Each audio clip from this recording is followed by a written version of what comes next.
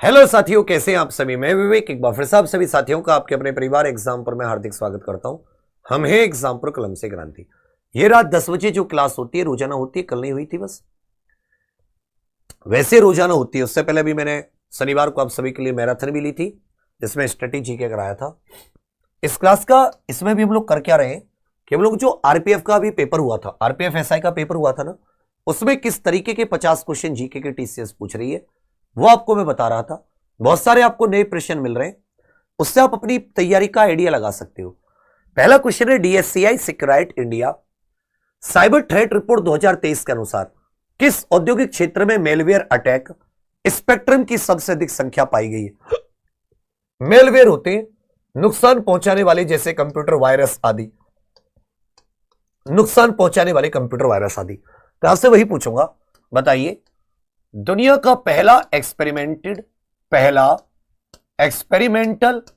दुनिया का पहला एक्सपेरिमेंटल कंप्यूटर वायरस बताइए। दुनिया का पहला एक्सपेरिमेंटल कंप्यूटर वायरस का नाम बताइए। वायरस, ठीक है भैया। दुनिया का पहला कंप्यूटर वायरस किसको कहा जाता है?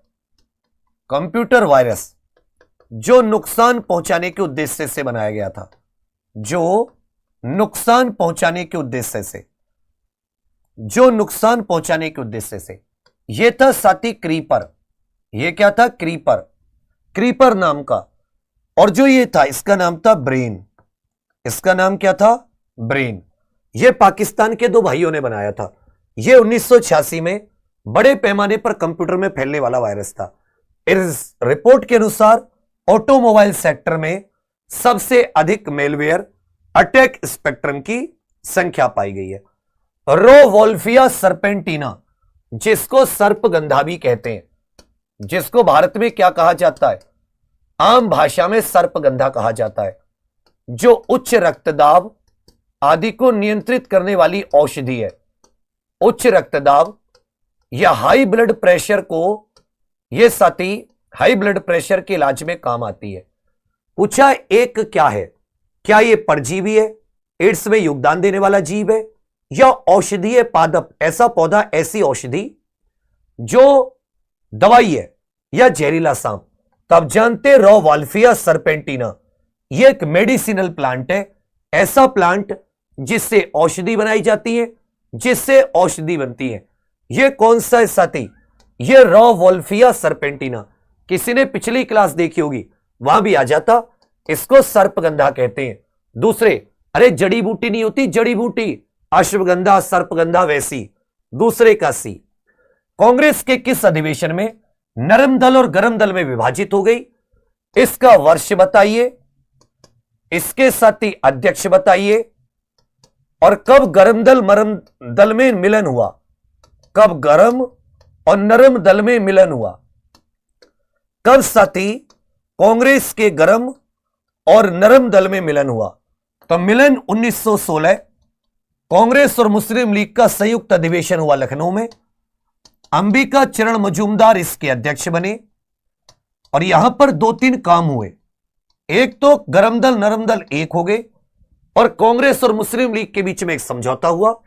यह वर्ष 1907। अध्यक्ष रास बिहारी घोष। अध्यक्ष कौन है? रास बिहारी घोष की अध्यक्षता में सूरत अधिवेशन की बात हो रही है। किसकी बात हो रही है? सूरत अधिवेशन। तो कांग्रेस के 1907 के सूरत अधिवेशन में कांग्रेस गरम और नरम दल में विभाजित हो गई। उसके बाद में 1916 में लखनऊ में अंबिका चरण मजूमदार की अध्यक्षता में इनमें मिलन हुआ। तीसरे का सी। किस प्राधिकरण के पास निश्चित परिस्थितियों में किसी व्यक्ति की नागरिकता समाप्त करने की शक्ति होती है? नागरिकता निम्नलिखित में से कौन समाप्त करता है? तो नागरिकता किस सूची का विषय है? पहले आपको यह सोचना चाहिए। नागरिकता संघ सूची का विषय है। संघ सूची का विषय है, मतलब अनुसूची 7 में जो लिस्ट बने जिससे संघ सूची कहते हैं। अर्थात नागरिकता से संबंधित कौन कानून बना सकता है? संसद। संसद ने अपनी शक्तियों का प्रयोग करके कौन सा कानून बनाया? नागरिकता अधिनियम 1955 बनाया। संसद मतलब यह शक्ति किसके पास है? केंद्र सरकार के पास है। केंद्र सरकार साथी किसी व्यक्ति की नागरिकता समाप्त कर सकती है। चौथे का उत्तर ए आपका बिल्कुल सही है। इनमें से किसकी विशिष्ट ऊष्मा धारिता कमरे के तापमान और वायुमंडलीय दाब पर सबसे अधिक है? For example specific heat capacity पूछा है। इसकी साथी 4184 जूल है। कितनी है? 4184 जूल। मतलब यदि आप इस पदार्थ के 1 किलोग्राम को 1 डिग्री सेल्सियस इसका तापमान बढ़ाना चाहते हैं, 1 डिग्री सेल्सियस तापमान साथी बढ़ाना चाहते हैं, 1 डिग्री सेल्सियस इसका तापमान बढ़ाना चाहते हैं, तो आपको कितनी ऊर्जा चाहिए? 4184 जूल। भाई कितने किलो जूल ऊर्जा चाहिए? तो आप कहोगे सर हमें इसकी कितनी ऊर्जा चाहिए? आप कहोगे इसकी 4184 जूल पर किलोग्राम पर डिग्री सेल्सियस।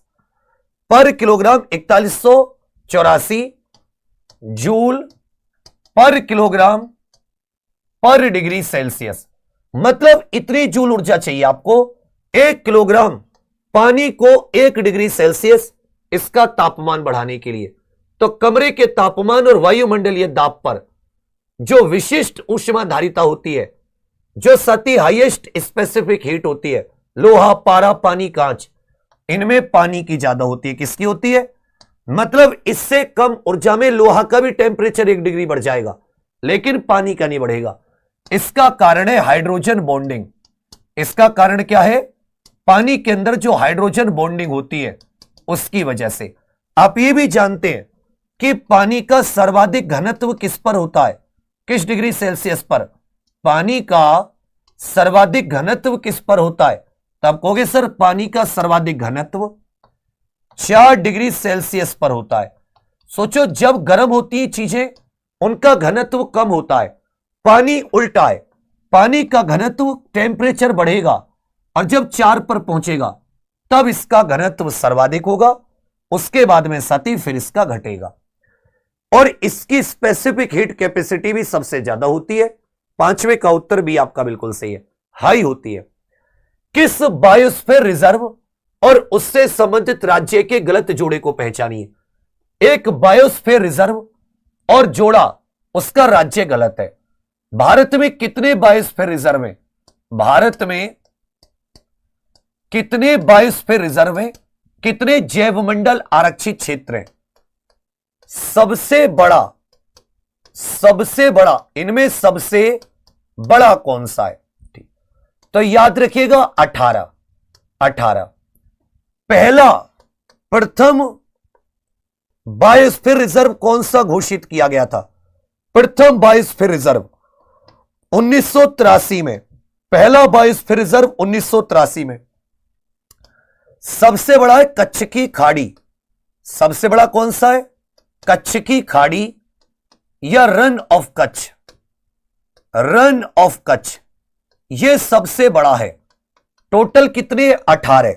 सबसे पहला 1983 में नीलगिरी, केरल, कर्नाटक और तमिलनाडु में फैला है। नीलगिरी जैवमंडल आरक्षित क्षेत्र कहां कहां फैला है? 1983 में सबसे पहला नीलगिरी, केरल, कर्नाटक और तमिलनाडु में फैला है। छठे का उत्तर ए। नौकरे गलत है क्योंकि नौकरे कहां पर है? यह मेघालय में। पन्ना मध्य प्रदेश, डिब्रू साइखोवा सबसे छोटा असम, शेषाचलम आंध्र प्रदेश। छठे का उत्तर है आपका बिल्कुल सही है। पारंपरिक पद्धति ने विशेष रूप से मुद्रावत के रूप में परिभाषित किया है। इनमें से साथी कौन सी है जिसे क्वासी मनी भी कहते हैं? जिसे क्वासी मनी भी कहते हैं, जिसे साथी क्वासी मनी भी कहते हैं। मतलब इनमें से कौन सी ऐसी है जिसको क्वासी मनी कहा जाता है? इनमें से साथी कौन सी ऐसी है जिसको क्वासी मनी कहा जाता है? याद रखिएगा यह वो मनी है साथी जो लिक्विड नहीं है, जो लिक्विड नहीं है, लिक्विड मनी नहीं है, परंतु आसानी से इसे भुनाया जा सकता है। मतलब इसे देनदारी के लिए इसको भुनाया जा सकता है, रुपए में कन्वर्ट किया जा सकता है।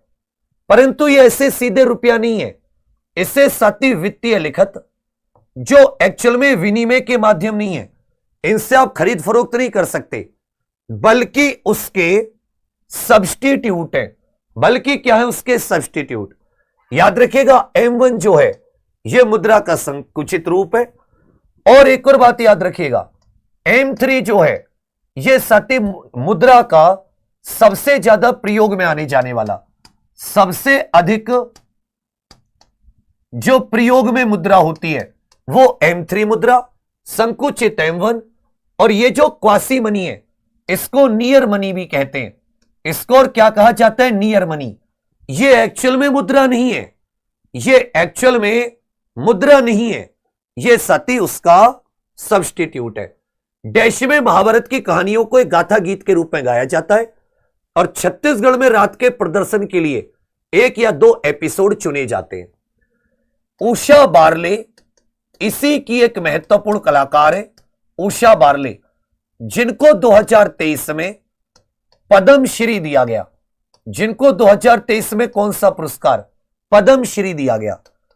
तीजन बाई इसके एक बहुत ही प्रसिद्ध कलाकार हैं, जिनको पद्मश्री, पद्म भूषण, पद्म विभूषण तीनों अवार्ड मिल चुके हैं। पंडवानी, याद रखिएगा कौन सा? पंडवानी। तो एक तो यह क्लियर हो गया कि पंडवानी किससे संबंधित है? छत्तीसगढ़ का। और इसमें किसकी कहानियों को प्रदर्शित किया जाता है? महाभारत की कहानियों को। यह आपका बिल्कुल सही है। उषा बारले ये किस लोक कला से संबंधित है? ये पंडवानी से संबंधित है। 8वें का उत्तर ए आपका बिल्कुल सही है। पूर्वी बंगाल में समाज सुधारक डैश के मतुआ संप्रदाय ने चांडाल कृषकों के बीच कार्य किया। इनमें से कौन है जिन्होंने चांडाल कृषकों के लिए कार्य किया है? मतलब इन्होंने जाति प्रथा के विरुद्ध कार्य किया है। इनका जो मटुआ सेक्ट, इनका जो संप्रदाय, उसे मटुआ संप्रदाय कहा जाता है। देखिए गुरु घासीदास जी, इन्होंने सतनामी संप्रदाय की स्थापना की। गुरु घासीदास जी ने किस संप्रदाय की? सतनामी संप्रदाय की स्थापना। ईश्वर चंद विद्यासागर ये विधवा पुनर्विवाह के लिए इन्होंने बहुत कार्य किया। महिला शिक्षा के लिए भी, ये जो महिलाओं के लिए पहला स्कूल था, पूरे भारत का पहला स्कूल, बैथिने स्कूल, इसके साथ ही सचिव भी बने। ईश्वर चंद विद्यासागर इसके सचिव भी बने। याद रखिएगा हरिदास ठाकुर, इनका मटुआ संप्रदाय का संबंध किससे है? हरिदास ठाकुर से। सतनामी संप्रदाय का संबंध किससे है? याद रखिएगा गुरु घासीदास जी से। यह बताइए अंग्रेजों ने भारत में विडो रीमैरिज एक्ट कब लाए थे? अंग्रेज भारत में विडो रीमैरिज एक्ट कब लेकर आए थे? कैनिंग का समय था। याद रखिएगा हिंदू विधवा पुनर्विवाह अधिनियम, हिंदू विधवा पुनर्विवाह अधिनियम, यह साथी 1856 में आया था। विधवा पुनर्विवाह अधिनियम कब आया था? 1856 में, कैनिंग के समय। 9वीं का उत्तर डी आपका बिल्कुल सही। कौन सा कारक मुख्य रूप से तटीय और आंतरिक क्षेत्रों के बीच के तापमान के अंतर में योगदान देता है? मतलब आपने देखा होगा कि जो समुद्र तट के किनारे जगह होती हैं, यहां के तापमान और अंदरूनी जगहों के तापमान में अंतर होता है। किस वजह से? यह समुद्र है, तो याद रखिएगा। और यह जमीन है, यह क्या है? भूमि। तो मैं क्या बता रहा हूं, दिन के समय, याद रखिएगा दिन के समय।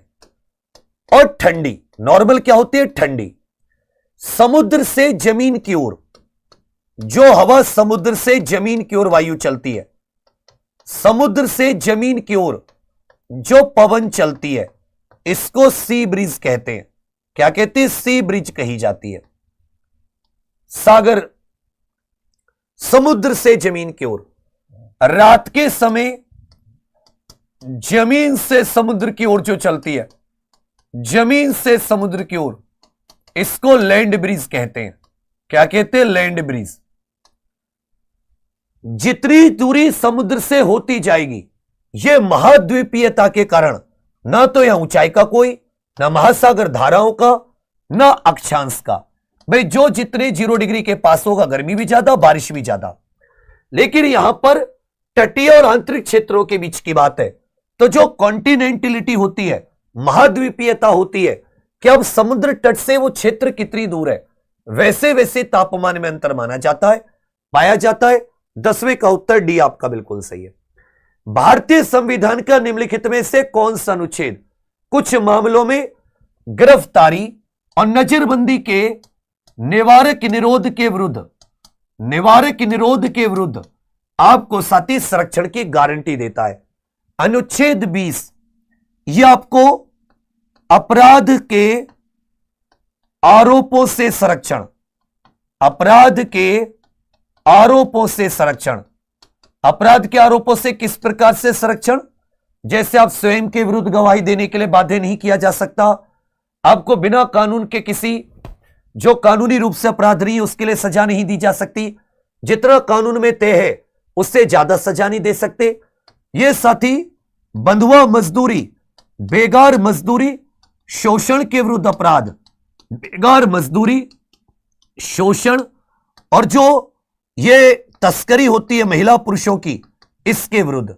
ये लाइफ एंड पर्सनल लिबर्टी, जीवन और व्यक्तिगत स्वतंत्रता, निवारक निरोध और गिरफ्तारी के संबंध में जो अनुच्छेद है, मानवाधिकार है, जो मौलिक अधिकार है, अनुच्छेद 22, जिसमें आपको गिरफ्तारी से 24 घंटे के अंदर आने जाने के समय को हटाकर नजदीकी मजिस्ट्रेट के पास लेकर जाया जाएगा, पेश करना होगा। आपको निवारक निरोध में कुछ चीजों को छोड़ने के अलावा नहीं रखा जा सकता, उसकी प्रक्रिया, यह सब अनुच्छेद 22, 11 का उत्तर ए। अक्टूबर 2023 में भारत का प्रथम तिलापिया पार्वो वायरस, यह तमिलनाडु में रिपोर्ट किया गया। वायरस ने मुख्य रूप से किसको संक्रमित किया था? यह एक वायरस है, तिलापिया पार्वो वायरस। यह जो तिलापिया है, यह साथी एक मछली की प्रजाति है। यह किसकी प्रजाति है? यह मछली की किस्म है। तिलापिया किसकी किस्म है? यह मछली की किस्म है। यह वायरस पहली बार भारत में और भारत के तमिलनाडु में रिपोर्ट किया गया। पहली बार भारत में, और भारत के कहां? भारत के तमिलनाडु में रिपोर्ट किया गया। यह साथी मछलियों को संक्रमित करता है। यह कौन सी मछली को संक्रमित करता है? तिलापिया मछली को। किस योजना में शिशु, किशोर और तरुण उप योजनाएं शामिल हैं? यह साथी 8 अप्रैल 2015 को मोदी जी ने योजना लॉन्च की। इस योजना की साथी 3 श्रेणी है। SKT, शिशु श्रेणी, तरुण श्रेणी, किशोर श्रेणी और साथी याद रखिएगा तरुण। शिशु श्रेणी में 50,000 रुपए तक का लोन मिलता है। इसमें साथी 5 लाख रुपए तक का लोन मिलता है, 50 से ज्यादा 5 तक। इसमें साथी 10 लाख रुपए तक का लोन मिलता है, 50, 5, 10। SKT याद कर लेना, शिशु किशोर तरुण। इस योजना का जितना भी फंडिंग है उसकी 40% कम से कम शिशु लोन देने होते हैं। 40% किसने लोन? 50,000 तक के। इसका नाम है मुद्रा स्कीम। कौन सी स्कीम? मुद्रा। माइक्रो यूनिट, M का मतलब माइक्रो यूनिट्स, U का मतलब units, micro units development, D का मतलब development, micro units development and refinance agency bank. अब वर्तमान में यह साथी एक बैंक बन गया है, रीफाइनेंस एजेंसी बैंक। जब ये लॉन्च हुई थी 8 अप्रैल 2015 को, तब इसका नाम था मुद्रा योजना। अब यह मुद्रा बैंक है। इसका नाम क्या हो गया? फुल फॉर्म माइक्रो यूनिट्स, छोटे उद्योगों को यह साथी लोन देता है। Micro units development and refinance agency, MUDRA मुद्रा। शिशु में कितने तक का लोन? 50,000। किशोर में 5 लाख, तरुण 10 लाख। 13 का उत्तर सी आपका बिल्कुल सही है। अब जितने साथी एप्लीकेशन पर दिल्ली पुलिस उम्मीद बैच से जुड़े हैं, दिल्ली पुलिस उम्मीद बैच से, या आप एसएससी जीडी देना चाहेंगे, या आरपीएफ कांस्टेबल का आपका एग्जाम लगा होगा, या कोई और जिसको टीसीएस करा रही है, साथी कम से कम 3 से 4 क्वेश्चन गारंटी से कह रहा हूं 100% योजना वाले होंगे। अच्छे क्वेश्चन, कुछ इजी कुछ अच्छे। तो साथी कल से हमारे दिल्ली पुलिस उम्मीद बैच की क्लास शुरू हो रही है एप्लीकेशन पर। सुबह 7 बजे ये पहली क्लास योजना की लगाई है। पहली क्लास किसकी लगाई है? स्कीम की। और साथी नेशनल अर्बन एक एक मंत्रालय की योजना कवर करेंगे। शहरी विकास मंत्रालय की योजना शुरू कर रहे हैं जिसे NULM कहते हैं, दीनदयाल उपाध्याय राष्ट्रीय शहरी आजीविका मिशन। तो जितने एप्लीकेशन के बच्चे, एक बार दिल दे के बता दो, आराम से 15-20 दिन में बढ़िया कवर हो जाएगा। मैंने तुम्हें करवा रखी है, रिकॉर्डेड डलवा रखी है, एक बार और करवाऊंगा, ठीक है।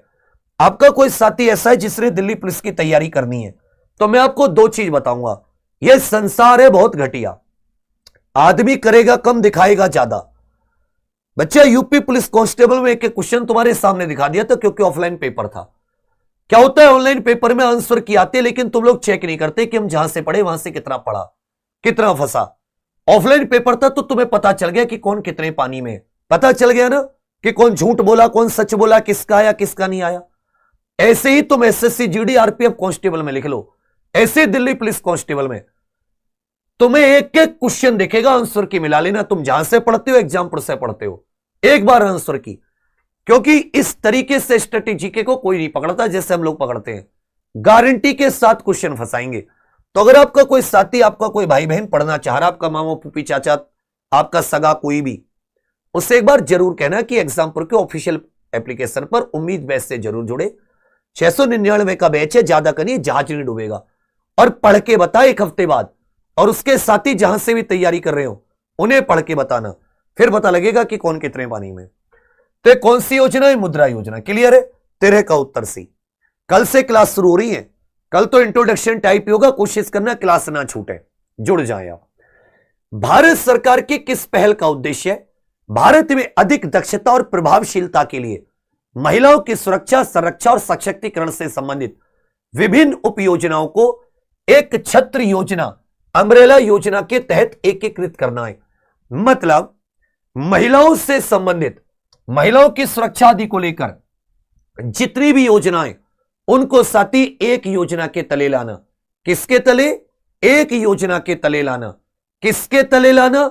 एक योजना के तले लाना। ठीक है भैया, कितनी योजना के तले लाना? एक योजना के तले। फिर आपको पता चलेगा एक योजना के तले। तो ये है, ये साथी 1 अप्रैल 2022 को आई। कब आई? 1 अप्रैल 2022 को। इसका नाम है मिशन शक्ति। ये यूपी वाला मिशन शक्ति अलग है, ये केंद्र सरकार वाली मिशन शक्ति की बात कर रहा हूं। इसके 2 घटक है। एक साथी संबल, संबल घटक में महिला हॉस्टल, वुमेन हेल्पलाइन, महिला हॉस्टल, स्वाधार गृह, स्वाधार गृह, स्वाधार गृह, one stop centre, one stop centre. इसके अलावा साथी महिला हेल्पलाइन 181, महिला हेल्पलाइन, और एक महिलाओं के लिए जो तस्करी से महिलाएं छुटाई जाती हैं उनके लिए एक योजना थी जिसका नाम था उज्ज्वला। उज्ज्वला गैस सिलेंडर वाली भी है, उज्ज्वला ये भी है। इसको ला दिया गया संबल के तहत। और दूसरा हुआ सामर्थ्य। सामर्थ्य के तहत जो योजना लाई गई, सामर्थ्य के तहत जो योजना लाई गई, सामर्थ्य के तहत योजना लाई गई, बेटी बचाओ बेटी पढ़ाओ स्कीम, प्रधानमंत्री वय वंदना योजना, प्रधानमंत्री महिला वंदना योजना कुछ करके इसका नाम था, आदि जो योजना है। और साथी umbrella ICDS, integrated child development services. समझे मेरी बात? ये सारी। तो मिशन शक्ति के कितने घटक है? 2, संबल और सामर्थ्य है, इसमें 2। अब ये जितनी भी योजनाएं उनको एक छत्र लाया गया, जितनी भी योजनाएं उनको एक छत्र लाया गया। इसका नाम क्या रखा गया? मिशन शक्ति। इसका नाम क्या रखा गया सर? मिशन शक्ति। 14 का उत्तर ए। अरब विद्वान सुलेमान ने अपने साम्राज्यों को लुटेरों से बचाने के लिए निम्नलिखित में से किस गुज्जर प्रतिहार राजा की बहुत प्रशंसा की थी? अरब यात्री सुलेमान इनके दरबार में आया था। इन्होंने साथ ही ग्वालियर में तेली के मंदिर का निर्माण करवाया। ग्वालियर में इन्होंने तेली का मंदिर, इन्होंने ग्वालियर में कौन सा मंदिर बनवाया? नागर शैली में तेली का मंदिर बनवाया ग्वालियर में। इन्हीं के ग्वालियर प्रशस्ति है, इन्हीं की कौन सी प्रशस्ति है? ग्वालियर प्रशस्ति। इन्हीं से संबंधित है बालादित्य के द्वारा। बालादित्य करके इसको किसके द्वारा लिखा गया? बालादित्य राजा। यह भी सम्राट मिहिर भोज से संबंधित है। यह भी किनसे संबंधित है? गुज्जर प्रतिहार सम्राट मिहिर भोज से। तो अरब विद्वान सुलेमान ने अपने राजा मिहिर भोज जी के बारे में बताया कि वो अपने साम्राज्य को लुटेरों से सुरक्षित रखने के लिए उन्होंने उपाय करते थे। इन्होंने तेली का मंदिर बनवाया और ग्वालियर प्रशस्ति भी इन्हीं से संबंधित है। 15 का उत्तर डी आपका बिल्कुल सही है। 15 का उत्तर डी।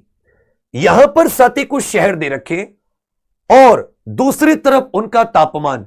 शहर को पढ़िए, सुनिए और फिर उत्तर दीजिए कि यहां पर कितना तापमान होगा। बेटा तुम सो जाओ, कोई बात नहीं, जीडी का पेपर होगा, पेपर में भी तुम सोओगे। आरपीएफ कांस्टेबल का पेपर होगा। ये आए हुए क्वेश्चन है आरपीएफ एसआई में, मैंने अपने घर से नहीं लेकर आया। फिर तुम्हें ऐसी नींद आएगी कि फिर तुम उठ ही नहीं पाओगे। अब एक चीज देखो, इनमें से सबसे कम कहां पर होगा? द्रास, द्रास कारगिल सबसे कम टेम्परेचर होता है। देखो सबसे कम टेम्परेचर कहां पर है? माइनस टेम्परेचर यहां पर है, तो इसका हो जाएगा 2। इनमें सबसे ज्यादा कहां पर होगा? थार रेगिस्तान में। थार रेगिस्तान में, क्योंकि रेगिस्तान है, दिन में ज्यादा, गर्मियों में कम। मतलब गर्मियों में दिन में 50 डिग्री सेल्सियस तक, रात में 15 तक, तो इसका क्या आ जाएगा? 1। अब सती तिरुवनंतपुरम केरल, ये 0 डिग्री के पास से 8 डिग्री इधर, यहीं पे केरल। यहां का तापमान क्या होगा? याद रखिएगा, इसमें थोड़ा और कम आ जाएगा। अब ये देख लो, बी का 2 आना चाहिए, सी का 1, बी का 2, सी का 1, बी का 2, सी का 1। पहलगांव कहां पर है? पहलगांव कहां पर है? आप देखोगे ऊपर कश्मीर में, तो वहां का टेम्परेचर भी क्या रहता है? कम रहता है, लगभग 20 डिग्री।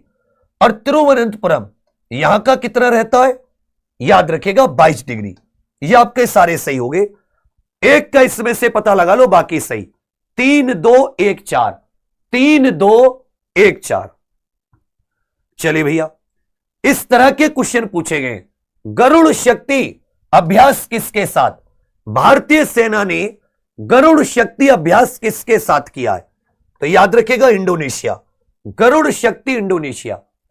भारतीय अर्थव्यवस्था के अनौपचारिक क्षेत्र में रोजगार की विशेषता क्या है? याद रखिएगा, जो सर्वाधिक नियोजन या रोजगार है, सर्वाधिक नियोजन या सर्वाधिक नौकरी देने वाला या सर्वाधिक रोजगार देने वाला जो क्षेत्र है, वो साथी असंगठित क्षेत्र है। भारत का कौन सा क्षेत्र है? असंगठित क्षेत्र, अनऑर्गेनाइज्ड क्षेत्र। समझ रहे? जब अनऑर्गेनाइज, ये जो मेहनत मजदूरी, ठेला खोमचा इस तरह का, जिसका कोई रजिस्ट्रेशन नहीं होता, इसकी विशेषता पूछिए तो एक विशेषता होगी, 3 ऑप्शन हटा दो। क्या यहां पर नौकरियों में हाई सैलरी मिलती है? बिल्कुल गलत। दिहाड़ी मजदूर को क्या ही मिलती है? रोजगार का जो कॉन्ट्रैक्ट होता है वो लिखित होता है? बिल्कुल नहीं। क्या यहां पर सामाजिक सुरक्षा लाभ जैसे पेंशन वगैरह की चीजें इसके हकदार होते हैं? बिल्कुल नहीं। ये तीनों चीजें तो संगठित क्षेत्र में होती हैं। इसमें सती स्वरोजगार, छोटे काम, अनरजिस्टर्ड व्यवसाय शामिल होते। 18 का उत्तर डी। प्रश्न संख्या 19, कृषि में हिस्सेदारी के लिए किसकी आवश्यकता है? मान लो कोई बड़ा जमींदार है जिसके पास 1000 एकड़ की भूमि है, किसी एक जमींदार के पास या एक नवाब राजा के पास। अब इसको भूमिहीनों में बांटो। इसको किस में बांटो? भूमिहीन व्यक्ति जो है, कृषि में हिस्सेदारी, भूमिहीन व्यक्तियों में। इसको भूमिहीन व्यक्तियों में बांटो जिनके पास जमीन नहीं है। ऐसा करना क्या कहलाएगा? भूमि सुधार, भूमि अधिग्रहण, भूमि चकबंदी, जमींदारी प्रथा। चकबंदी तो होता है जमीन के अलग अलग टुकड़ों को आप एक जगह लाकर एक बड़े टुकड़े में बना दें। भूमि अधिग्रहण होता है कि सरकार किसी अन्य प्रयोग के लिए, किसी अन्य प्रयोग में लाने के लिए आपकी जमीन का अधिग्रहण कर लेती है। इसे कहते हैं भूमि सुधार। इसे क्या कहते हैं? भूमि सुधार कहते हैं, लैंड रिफॉर्म कहते हैं। 20 दक्षिणी पूर्वी एशिया में स्थापित शैलेंद्र साम्राज्य का हिस्सा नहीं था। यह 2 डायनेस्टी थी। एक साथी शैलेंद्र डायनेस्टी, यह शैलेंद्र डायनेस्टी थी, और एक थी संजय डायनेस्टी। कौन सी थी भैया? संजय डायनेस्टी। ठीक है। शैलेंद्र डायनेस्टी ने बोरोबुदूर मंदिर बनवाया। बोरोबुदूर मंदिर किससे संबंधित है? बोरोबुदूर मंदिर। और संजय वंश ने 9वीं शताब्दी में परम बानन मंदिर बनवाया। परम बानन मंदिर याद रखिएगा सेंट्रल जावा में है। ये दोनों इंडोनेशिया के सेंट्रल जावा में, इंडोनेशिया। ठीक है भैया। बोरोबुदूर मंदिर बौद्ध धर्म से संबंधित है। यह बौद्ध धर्म से संबंधित है, जबकि परमबानन मंदिर यह हिंदू धर्म से संबंधित है। यहां पर रामायण महाभारत के चित्र भी मिलते हैं। रामायण महाभारत के चित्र भी मिलते हैं। ठीक है। यह दोनों ही इंडोनेशिया के जावा द्वीप पर है। इंडोनेशिया के जावा द्वीप पर दोनों ही। तो ये जो शैलेंद्र डायनेस्टी है, याद रखिएगा शैलेंद्र साम्राज्य, मलेमानी मलेशिया इत्यादि, जावा सुमात्रा इंडोनेशिया के, ये इसी के अधीन थे। श्रीलंका इनके अधीन नहीं था। श्रीलंका इनके अधीन नहीं था। इस समय के आसपास श्रीलंका पर चोल साम्राज्य का हिस्सा था। किसका? चोल साम्राज्य के अधीन था। 20वें का उत्तर क्या जाता है? सी आपका बिल्कुल सही है। 20वें का उत्तर। द एंड ऑफ इमेजिनेशन किसकी पुस्तक है? द एंड ऑफ इमेजिनेशन किसकी पुस्तक है? ये जो एक्स्ट्रा जानकारी है इसको जरूर लिखना। बोरोबुदूर मंदिर, परमबानन मंदिर, ये सब क्वेश्चन आपसे पूछे गए। The God of small things, the ministry of utmost happiness, the end of imagination, ये सब अरुंधति रॉय की पुस्तक है। ऐसा कोई व्यक्ति जिसको कोई पहले बड़ा अवार्ड मिला है, उसकी कई सारी पुस्तकों को पढ़ लिया करो। किस राजा ने लिच्छवी राजकुमारी कुमारी देवी से विवाह किया था? और इनके सिक्कों पर, इन्होंने जो सिक्के चलाए उस पर लिच्छवाह लिखा रहता था। लिच्छवी साम्राज्य या लिच्छवी वंश नेपाल पर शासन करता था। यह सती याद रखिएगा, यह गुप्त वंश के शासक थे। कौन से? गुप्त वंश। गुप्त वंश की संस्थापना, संस्थापक जो थे वो 245 ईस्वी के आसपास श्री गुप्त के द्वारा की गई। किसके द्वारा? श्रीगुप्त। श्रीगुप्त के बाद में आ जाते हैं घटोत्कच। घटोत्कच के बाद में आ जाते हैं, याद रखिएगा, चंद्रगुप्त प्रथम। चंद्रगुप्त प्रथम जिनके शासनकाल में फाहयान आया। इन्होंने 319 ईस्वी में गुप्त कैलेंडर चलाया था, गुप्त संवत चलाया था। चंद्रगुप्त के बाद में आए साथी समुद्रगुप्त। समुद्रगुप्त इन्हीं के पुत्र थे। उसके बाद में रामगुप्त, फिर कुछ करके इनके बाद में जो असली राजा आए वो आए चंद्रगुप्त II, जिनको विक्रमादित्य भी कहते हैं। चंद्रगुप्त II जिनके पास विक्रमादित्य की उपाधि थी। विक्रमादित्य की उपाधि। ठीक है भैया। विक्रमादित्य के बाद में कुमारगुप्त प्रथम, और कुमारगुप्त प्रथम ने क्या बनवाया था? नालंदा विश्वविद्यालय। कौन सा विश्वविद्यालय? नालंदा विश्वविद्यालय। जो गुप्त वंश का अंतिम शासक था उसका नाम था विष्णुगुप्त। गुप्त वंश के अंतिम शासक का नाम क्या था? विष्णुगुप्त। तो पूछे किस राजा ने लिच्छवी राजकुमारी कुमारी देवी से विवाह किया था? वो थे चंद्रगुप्त प्रथम। किसने लिच्छवी राजकुमारी से विवाह किया था? चंद्रगुप्त प्रथम महाराजाधिराज की उपाधि धारण करते थे। ये किसकी उपाधि धारण करते थे? तो आप कहोगे सर ये महाराजाधिराज की उपाधि धारण करते थे। इनके वंश को क्या कहा जाता है? गुप्त। प्रयागराज इनकी राजधानी हुआ करती थी।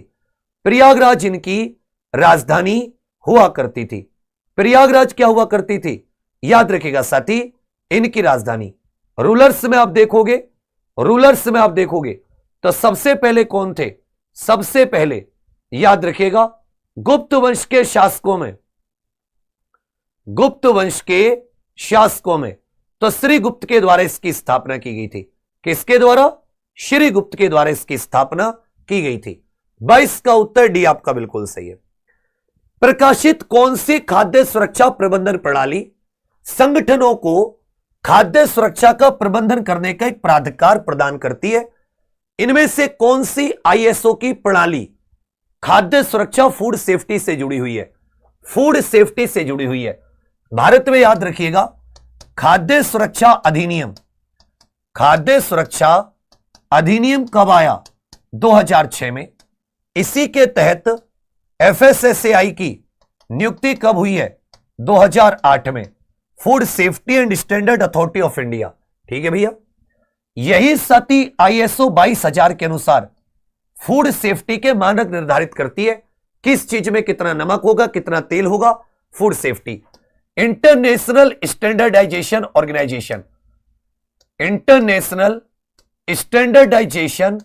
ऑर्गेनाइजेशन इसका नाम होता है।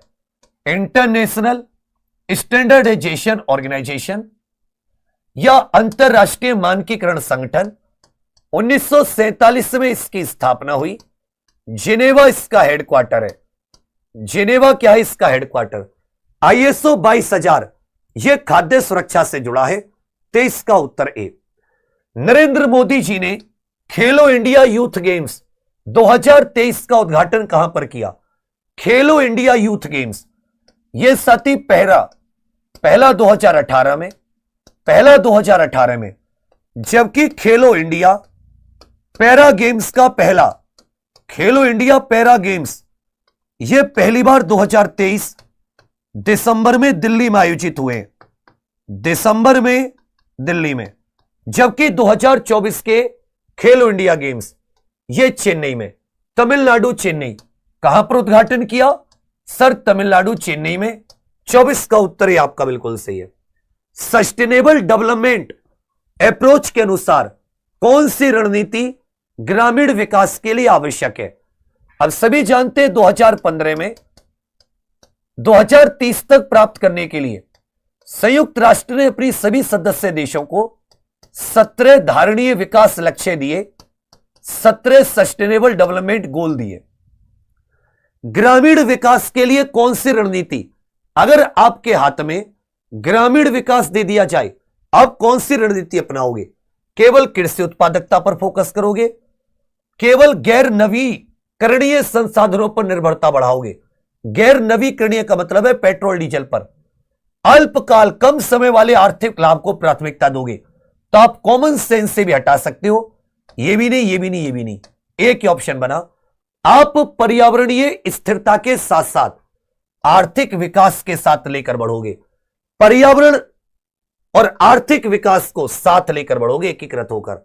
25 का भी भारत सरकार का सर्वोच्च कानून अधिकारी अनुच्छेद 76 और ये राष्ट्रपति के प्रसाद पर्यंत अपने पद पर रहते हैं। इनका कोई फिक्स कार्यकाल नहीं होता। याद रखिएगा भारत का महान्यायवादी अनुच्छेद 76 से, यही राज्य में अनुच्छेद 165 से एडवोकेट जनरल या राज्य के महाधिवक्ता होते हैं। यही राज्य के क्या होते हैं? महाधिवक्ता। ठीक है, राज्य में एडवोकेट जनरल।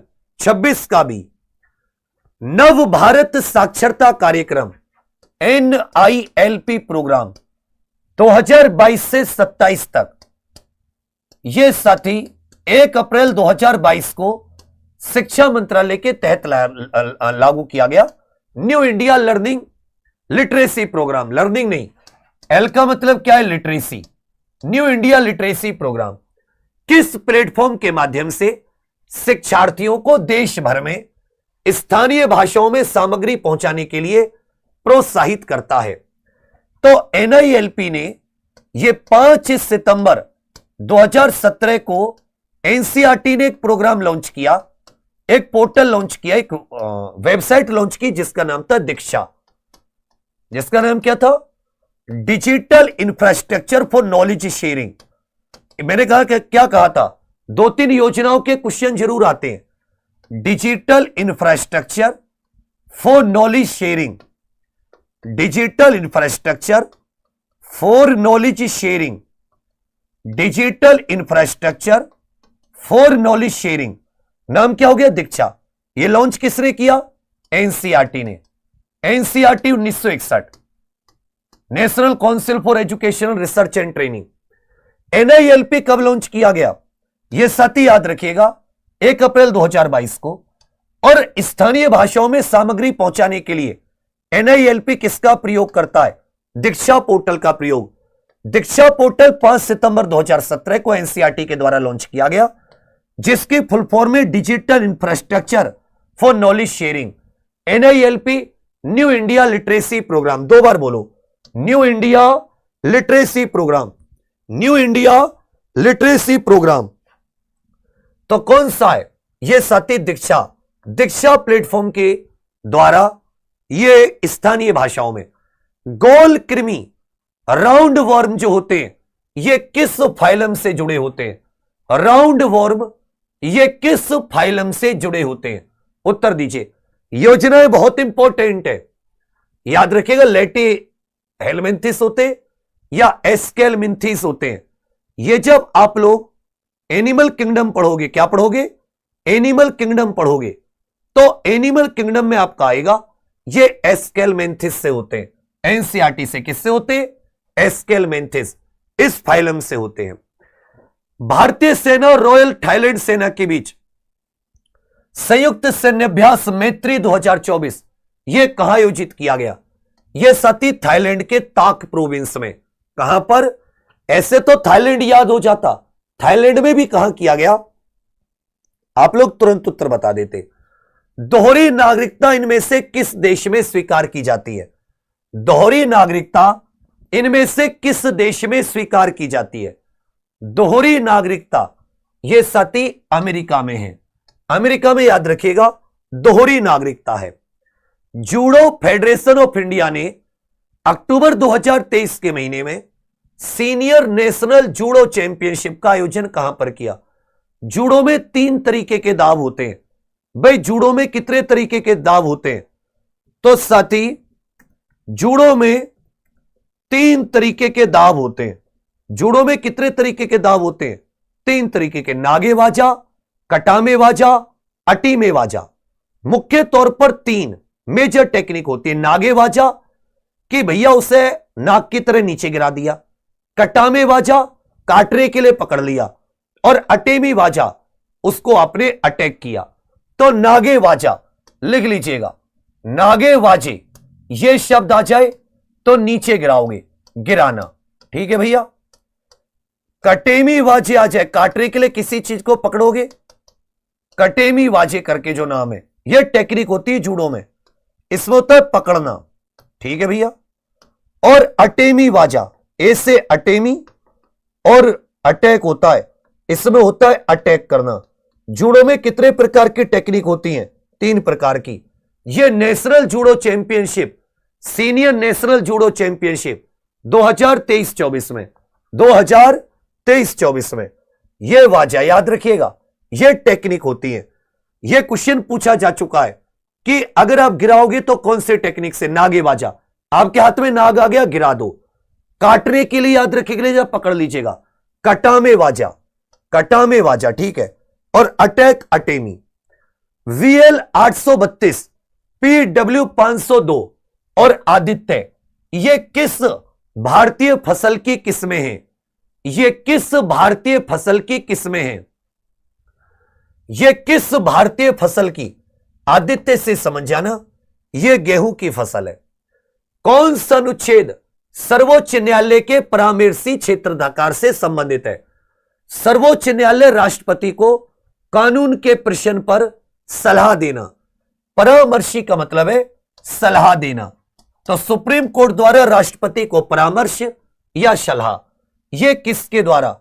अनुच्छेद 143 के द्वारा। लोक अदालत के संबंध में सही कथन का चयन कीजिए। 4 कथन दे रखे हैं। आरपीएफ में पूछा है, तुमसे भी पूछा जाएगा। लोक अदालत के संबंध में एक सही कथन। प्राचीन काल से प्रचलित न्याय व्यवस्था, गांधीवादी सिद्धांतों पर। पहले लोक अदालत मध्य प्रदेश में। तीसरा गलत हो गया। यह सती ऊना करके गुजरात के जूनागढ़ में एक जगह है। गुजरात के जूनागढ़ में, वहां पर आयोजित की गई थी, ना कि मध्य प्रदेश में। निर्णय दोनों पर बाध्यकारी होता है, मानना होता है। याद रखिएगा, लोक अदालत का निर्णय मान्य होता है। इसके खिलाफ किसी न्यायालय में नहीं जा सकते। यह लीगल सर्विसेज अथॉरिटी एक्ट है। Legal services authority act 1987। इस एक्ट के जरिए लोक अदालतों को कानूनी मान्यता दी गई है।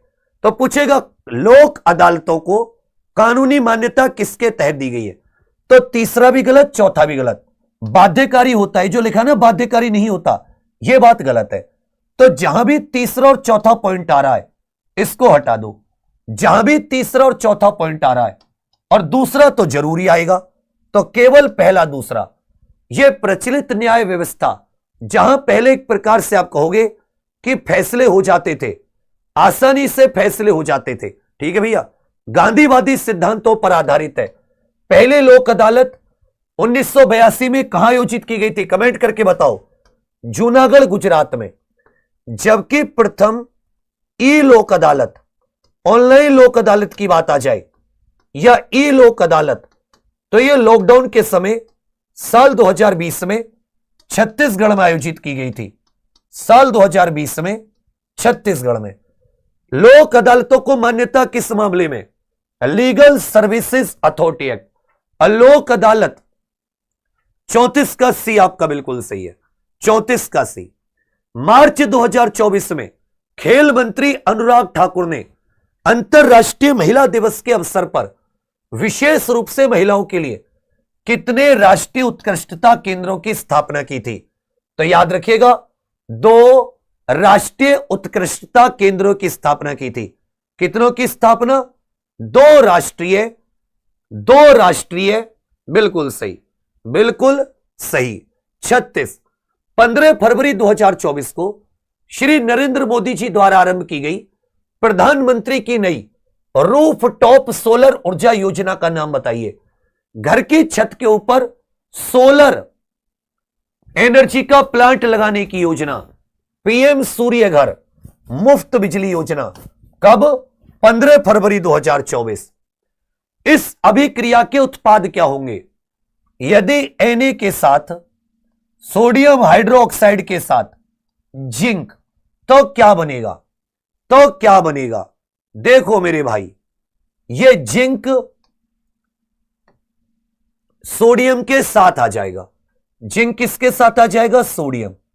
Zn Na2Zn O2, और कौन सी गैस निकलेगी? हाइड्रोजन गैस निकलेगी। Na2ZnO2 और हाइड्रोजन गैस निकलेगी जो जलाएगी चीजों को। यह ज्वलनशील गैस है। किस केंद्र शासित प्रदेश में अधिकतम साक्षरता? पूरे देश में सर्वाधिक साक्षर केरल। केरल के बाद में लक्षद्वीप, और लक्षद्वीप के बाद में आ जाता है मिजोरम।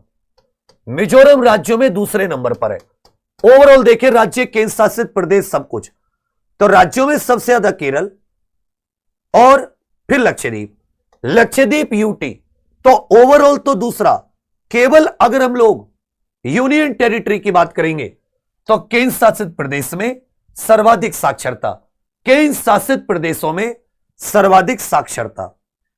एम टाइप क्षुद्र ग्रह का अध्ययन करने के लिए नासा द्वारा पहला अंतरिक्ष मिशन, साइक मिशन, कैनेडी स्पेस सेंटर से कब लॉन्च किया गया? कैनेडी स्पेस सेंटर से यह मिशन कब लॉन्च किया गया? कैनेडी स्पेस सेंटर से यह मिशन कब लॉन्च किया गया? केनेडी स्पेस सेंटर से यह मिशन कब लॉन्च किया गया? साइक मिशन। इस मिशन का उद्देश्य क्या है?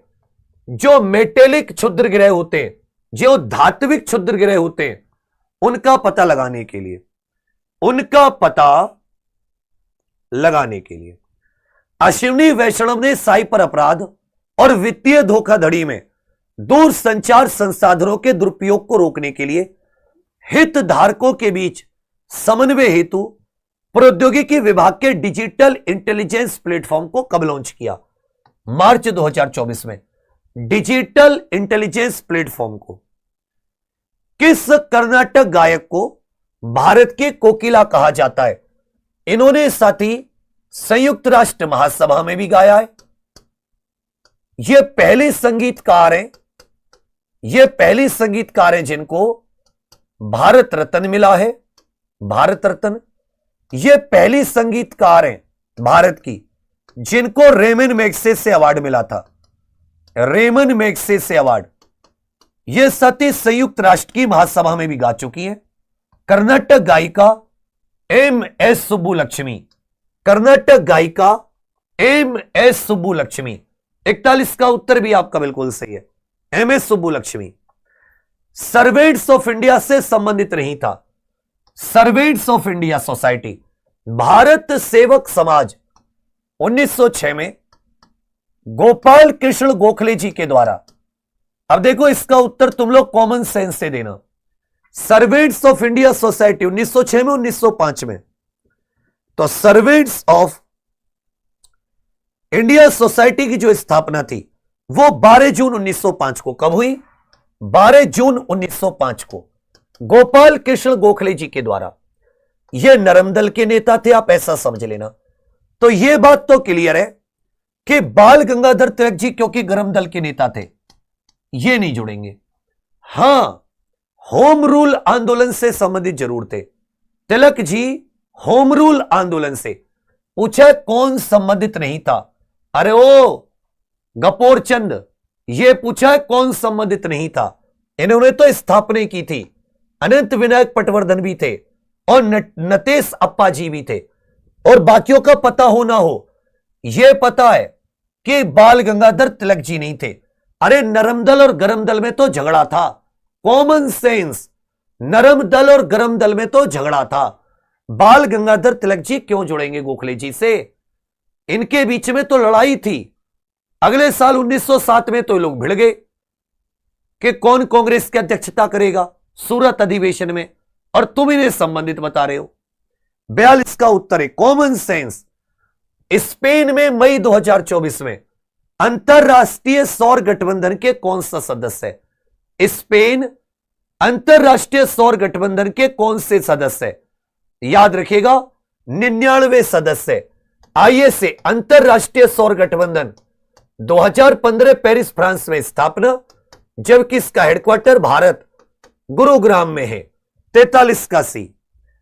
2023 तक भारत का सबसे लंबा रेल मार्ग, और इस पर विवेक एक्सप्रेस दौड़ती है। ट्रेन का नाम सुनकर फ्लावर समझे क्या? फ्लावर नहीं, वाइल्ड फायर ट्रेन है। 4100 प्लस किलोमीटर जाती है। 4100 प्लस मीटर की दूरी 79 आवर में कंप्लीट करती है। विवेक एक्सप्रेस असम के डिब्रूगढ़ से तमिलनाडु के कन्याकुमारी। जबकि विश्व का सबसे लंबा रेल मार्ग, विश्व का सबसे लंबा रेल मार्ग, विश्व का सबसे लंबा रेल मार्ग, यह साथी 9289 kilometre trans Siberian railway. Trans Siberian railway 9000। यह साथी मॉस्को को, यह साथी व्लादिवोस्टोक से जोड़ता है। मॉस्को को व्लादिवोस्टोक से। 44 का उत्तर है आपका बिल्कुल सही है। इनमें से कौन सा वैश्वीकरण के विरुद्ध है? इनमें से कौन सा वैश्वीकरण के विरुद्ध है? इनमें से कौन सा वैश्वीकरण के विरुद्ध है? ग्लोबलाइजेशन मतलब एक दूसरे जो देश हैं उनके बीच में साथी मशीनों से लेकर आइडियाज का आदान प्रदान, इकोनॉमी अर्थव्यवस्था को ओपन कर देना, यह वैश्विक बाजारों तक पहुंच बढ़ाता है। आप अपना माल दुनिया के किसी देश में बेच लो। आर्थिक विषमताओं को बढ़ाता है, उन्नत प्रौद्योगिकी के उपयोग को बढ़ावा देता है और उत्पादों के विविधीकरण को बढ़ाता है। आर्थिक विषमताओं को बढ़ाता है, यह उसके खिलाफ है, यह ग्लोबलाइजेशन की कमी है। विरुद्ध का मतलब क्या है? आपसे ग्लोबलाइजेशन की कमी पूछा था कि उसमें कमी क्या है, उसकी हानि क्या है, उसके खिलाफ क्या है। तो याद रखिएगा, आर्थिक विषमताओं को बढ़ावा देता है, अमीर गरीब के बीच अंतर बढ़ाता है। इनमें से कौन राष्ट्रपति के प्रसाद पर्यंत पद धारण करता है? इनके पद का कोई फिक्स कार्यकाल नहीं होता भाई। इनका भी 6 वर्ष 65 वर्ष आयु, 6 वर्ष 65 वर्ष आयु। लोकसभा 5 वर्ष, या जब तक कि सदस्य न हटा दे। राष्ट्रपति से कोई मतलब नहीं होता लोकसभा अध्यक्ष का। भारत के अटॉर्नी जनरल ललितगिरी बौद्ध स्थल कहां पर है? ललितगिरी, खांडगिरी, उदयगिरी, ये बौद्ध स्थल कहां पर है? खांडगिरी की गुफाएं, उदयगिरी की गुफाएं और ललितगिरी की गुफाएं, ये साथी कहां पर स्थित है? ये कहां पर स्थित है? याद रखिएगा, उड़ीसा। ललितगिरी, खांडगिरी, उदयगिरी, ये सब बौद्ध धर्म से संबंधित। उड़ीसा। किसकी राजधानी बनारस? इनमें से कौन सा वंश था जिसकी राजधानी बनारस थी? इनमें कौन सा वंश था जिसकी राजधानी बनारस थी? याद रखिएगा, परमार, चौहान, गहड़वाल या पाल। तो साथी, जो इनमें से गहड़वाल वंश, जिसके राजा जयचंद हुए 1194 में चंदावर के युद्ध में हारे, कन्नौज बाद में राजधानी बनाया। कन्नौज बाद में, पहले इनकी जो राजधानी थी वो साथी बनारस थी। 48 का सी। मिशन आदित्य L1 को प्रक्षेपित करने के लिए किस प्रक्षेपण वाहन लॉन्चिंग, आपको पूछा है किस लॉन्चिंग से, तो polar satellite launch vehicle PSLV। XL C-37 कुछ करके नाम था, PSLV एक्सेल कुछ करके इसका नाम था, जिसके द्वारा याद रखिएगा, इसको 2 सितंबर 2023 को, बिल्कुल सही, PSLV XL C-57 polar satellite launch vehicle, XL C-57 numbering 57, polar satellite launch vehicle extra large, 2 सितंबर 2023 को लॉन्च। 50। इनमें से क्या खिंचाव से संबंधित है? इनमें से क्या खिंचाव से संबंधित है? एक स्टील का वायर है, एक क्या है साथी? स्टील का तार। स्टील के तार में स्ट्रेन आ जाता है, खिंचाव आ जाता है। क्या जाता है? स्ट्रेन या खिंचाव? खिंचाव। समझे? तो जाहिर सी बात है भाई, लंबाई में खिंचाव आया। मान लो 1 सेंटीमीटर लंबाई बढ़ गई, पहले 100 सेंटीमीटर थी, अब कितनी बढ़ गई? 1 सेंटीमीटर। तो स्ट्रेन निकालोगे, खिंचाव निकालोगे, क्या निकालोगे? खिंचाव या स्ट्रेन। तो स्ट्रेन निकालो, सेंटीमीटर से सेंटीमीटर कट गया, 1/100। तो क्या कहोगे कि जो खिंचाव होता है वो आयाम रहित होता है, डायमेंशन लेस होता है, इसकी कोई मीटर सेंटीमीटर नहीं होता, यह डायमेंशन लेस है। इस प्रकार से यह RPF SI का सेट था, आया हुआ। अभी जो पेपर हुआ है उसमें आया हुआ।